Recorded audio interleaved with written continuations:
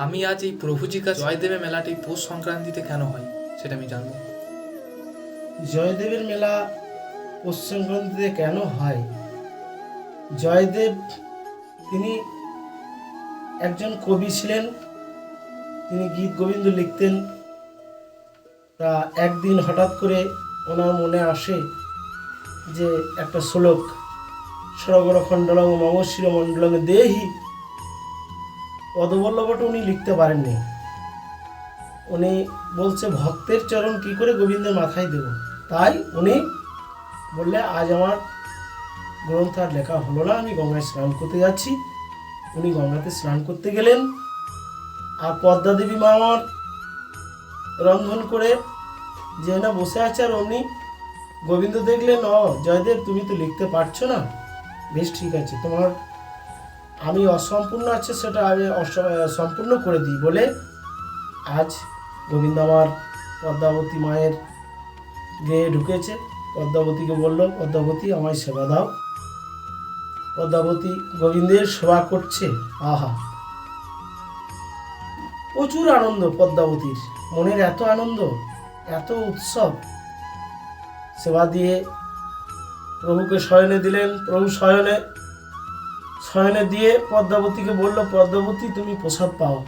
পদ্মাবতী প্রসাদ পেতে গেল, আর প্রভু আমার লেখক মন্দিরে ঢুকে সেই অসম্পন্ন শ্লোকটাকে সম্পূর্ণ করলেন। সরগর খণ্ডলং মম শিরমণ্ডলং দেহি পদবল্লভ উদাহরণ লিখে দিয়ে আজ প্রভু আমার চলে গেলেন। এমন সময়ে জয়দেব ঢুকছে, তখন একক গ্রাস পদ্মাবতী তুলেছে, আর একক গ্রাস তুলতে যাবে, যেই না তুলতে গেছে, আর অমনি জয়দেব ঢুকে বলছে, কি পদ্মাবতী তুমি কি এরকম আমাকে প্রতিদিনই করো? আমি প্রসাদ না পেতে তুমি পেয়ে যাও। পদ্মাবতী চিন্তা করছে, তাই তো, একবার শয়ন মন্দির দিকে দেখছেন, একবার জয়দেবের দিকে তাকিয়ে দেখছেন, তাই তো, তাহলে আমার ঘরে পতি, আমার বাইরে পতি। বলছে, হে হে আমি কার সেবা করব? আমি আমার ঘরে পতি, বাইরে পতি, বলো বলো আমি কোন পতি সেবা করব?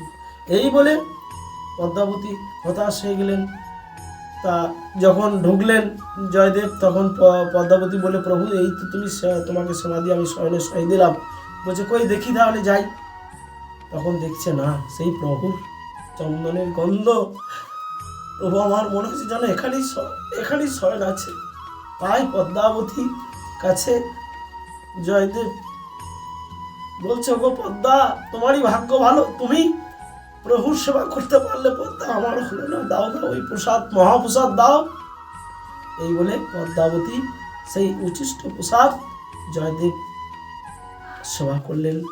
তাই বলে হে ভক্তবিন্দু, আপনারা সবাই, হে ভক্তগণ, আপনারা সবাই চলুন, আজকে জয়দেবের মহাস্নান, আমরা সবাই গিয়ে সেই জয়দেবে আমরা অজয় নদীতে স্নান করি। এই বলে আমার হরিকথা আমি এখানে রাখলাম। জয় নিতাই, জয় জয় নিতাই, জয় পদ্মাবতী, জয় জয়দেব পদ্মাবতী।